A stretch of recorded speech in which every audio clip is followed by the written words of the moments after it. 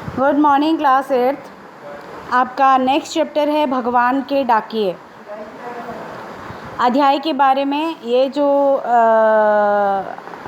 भगवान के डाकिए चैप्टर है वो रामधारी सिंह दिनकर ने लिखा है। इसके रचयिता जो है रामधारी सिंह दिनकर जी हैं। हिंदी के प्रसिद्ध कवि रामधारी सिंह दिनकर द्वारा रचित भगवान के डाकिए नामक कविता में पक्षी और बादल को भगवान के संदेश वाहक बताया गया है। कवि बताते हैं कि पक्षी और बादल दोनों ही आकाश में उड़ते हुए या विचरण करते हुए एक देश से दूसरे देश को जाते हैं। तो यहाँ पर मतलब क्या है, भगवान का डाकिया कौन है? पक्षी और बादल।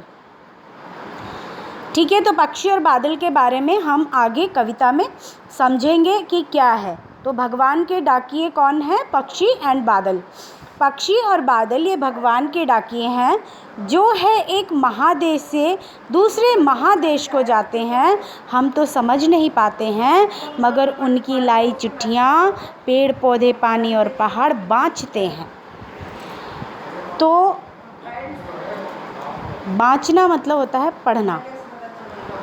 तो पक्षी और बादल भगवान के डाकिए हैं जो एक बड़े बड़े देश, महादेश का मतलब है बहुत बड़ा देश, दूसरे देश को जाते हैं।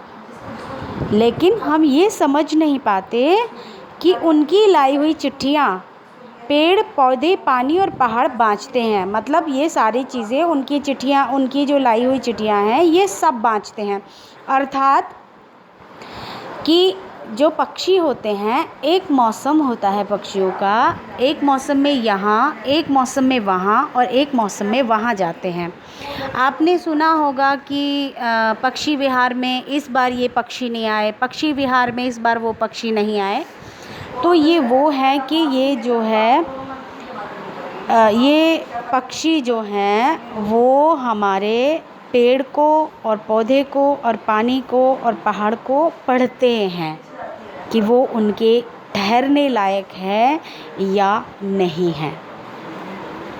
हम तो केवल यह आंकते हैं कि एक देश की धरती दूसरे देश को सुगंध भेजती है।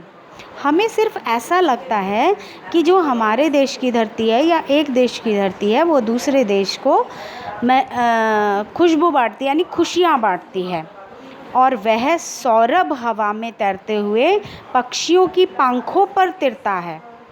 और वह सौरभ हवा में तैरते हुए, सौरभ का मतलब है सुगंध, खुशबू, और वो जो खुशबू है वो हवा में तैरते हुए आती है और पक्षियों के पंखों पर तिरता है। पंख मतलब पंख और तिरता मतलब बहता है।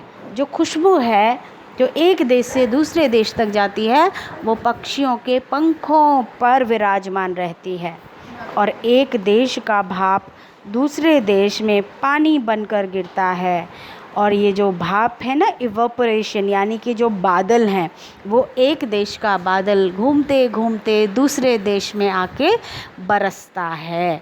तो इसलिए बादल को और पक्षियों को भगवान का डाकिया कहा गया है। ओके बच्चों।